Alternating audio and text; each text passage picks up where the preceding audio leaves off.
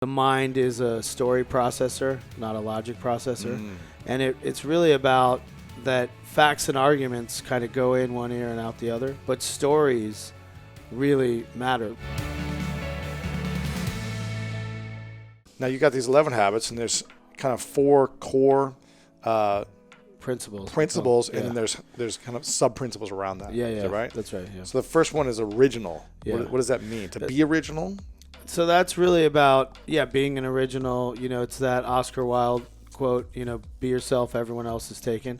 And it's sort of a few habits around how to lean into your authentic self and find your truth. And, one of them is the persuasive power of storytelling and really understanding what drives you, how to tell your story. And so there's sort of some workshops in here about like how to do that and how to pull out your story. How to tell better stories. How to tell better stories and really understanding what your story is and what you stand for. And that's part about being original. That's interesting. Yeah. It's an art to learn how to tell stories. Yeah. It can be very challenging for people. I find it very challenging for me telling stories. Well, it's kind of your job, isn't it? It is, but That's it's still what you do all challenging. day long. It's still Yeah. challenging. Yeah. For me, I'm good at telling other people's stories. Right. But I'm not good at like coming up with stories on my own. Yeah. I'm good at like telling their story. Right. Which I guess is still story It's stuff. story, But someone told me one time, facts tell, stories sell. And so if you're a guy or a girl or a person who's got a lot of facts when you're talking to someone, it's not going to sell them or persuade them as much as if you tell a story. That's right. There's this, I go into it in the book, but there's a psychologist, Jonathan Haidt, who said the mind is a story processor, not a logic processor. And it's really about that facts and arguments kind of go in one ear and out the other, like stats and numbers and data.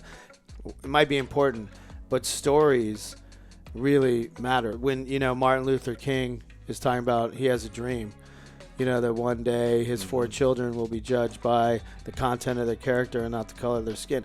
He's telling a story. He's telling a dream. He's not talking about socioeconomic numbers and what this population has that this population doesn't have, or, the unfair balance. He's making a really big proclamation, and he's telling a story, a dream he had, and that's what we remember. That's the power of storytelling. To always think about it that way.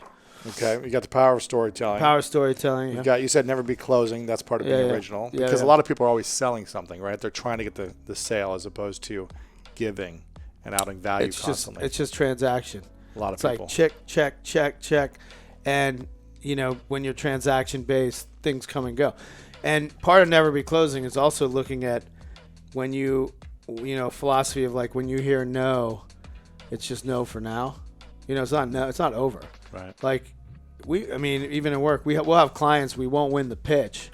You stay in that relationship. Yeah, maybe 3-5 years later, they come back around. 6 months later, they come back around. 6 months. Yeah. They didn't have a good experience. And 5 years. Who knows? 5 years. Brendan just won a piece of business that we had pitched. He won it yesterday that we pitched 2 years ago. Really? Sort of stayed in touch with the client. All of a sudden, someone made a mistake, and he was right there, and there you go. They picked it up. So that's part of that philosophy is it's switching your viewpoint.